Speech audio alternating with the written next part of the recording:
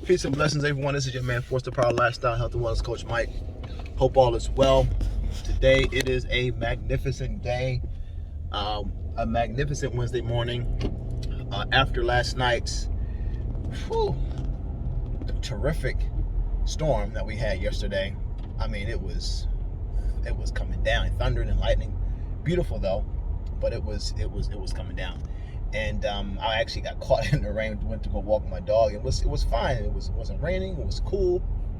Then all of a sudden, boom, it started to come down. So anyway, listen, I wanted just to kind of ask you guys this question: Are you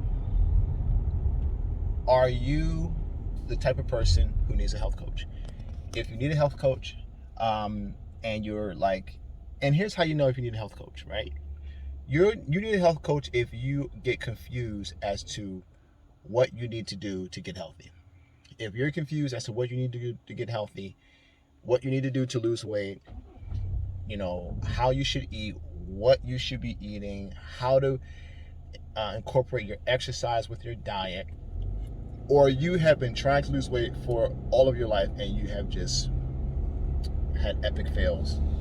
You had some good days, some good periods, and then it just fell apart, So if you had those experiences, then you might need a health coach. So if that's you, then you might want to consider giving me a call, contacting me so we can figure out what's a good plan for you by doing a health history consultation.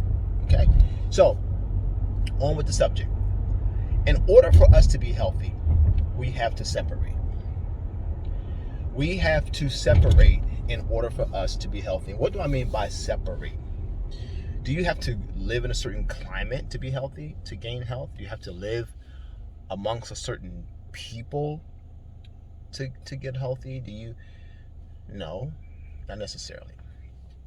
But you and I have to separate from ideas that cause us to react habitually to things that ultimately lead to poor health outcomes.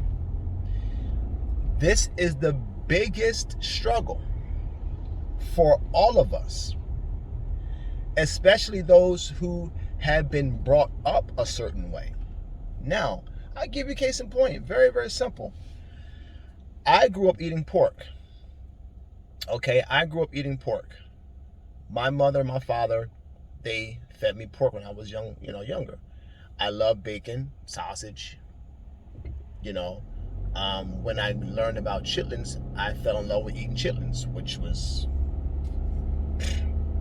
crazy to me, right? Now that I think about it. But at that time, I was like, yeah, these are great because I liked how they were. I like putting hot sauce on them, all that kind of madness. And once I learned about the science of the pig, I stopped and went cold turkey on eating pork. Haven't eaten it since, to my knowledge anyway. So when I had children, I didn't give my daughters pork, so they never ate it. So they never grew up on it. So they don't have a desire for it. It's just that simple. It's just that simple. So when we're brought up on things, we have to struggle,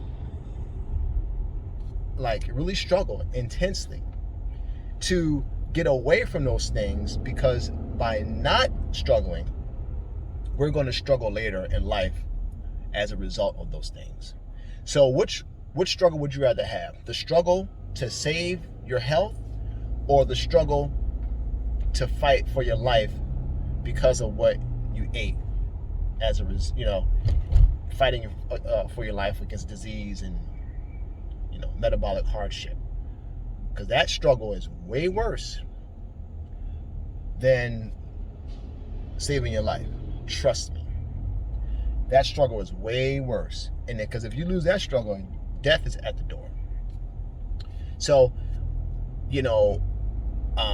we have to separate.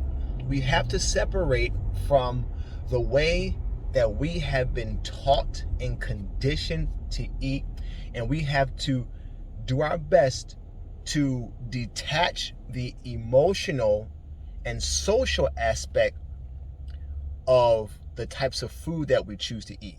Not saying that we can't still, eat socially, but we have to detach the types of food that we integrate into our social interactions. You know how we do, black folk.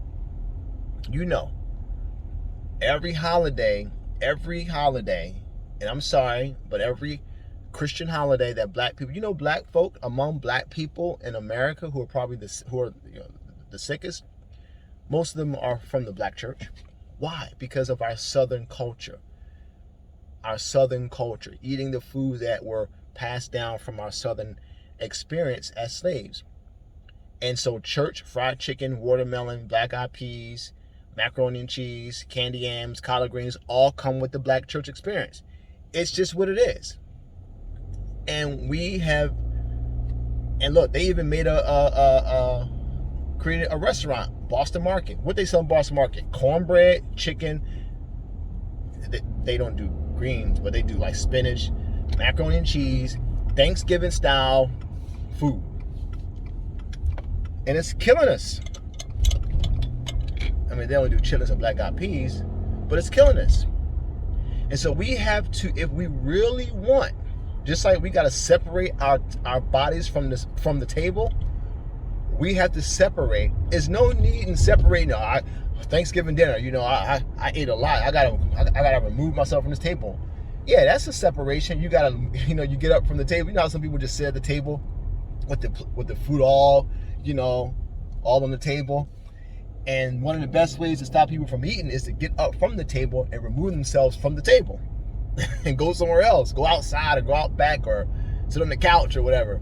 But let me remove myself from the table because I'm going to sit here and just grab stuff and keep eating. Separation. So we have to separate ourselves the same way. But on deeper levels, psychologically, we have to separate ourselves. Culturally, we have to separate ourselves. We have to, because if not, this behavior is going to continuously bring about these chronic diseases that we can't blame nobody else for but ourselves if we don't learn how to get a handle. It's a struggle. Like I said, what struggle would you rather have? The one that you're struggling to save your life, or prevent the disease from killing you? You don't want to struggle trying to prevent the disease or keep the disease from killing you. You don't want that struggle. You want the struggle to save your life in a prophylactic way. That's what you want. You understand? So, again, if you need help with this, I just wanted to give you that message about separation, mind, culture, eating.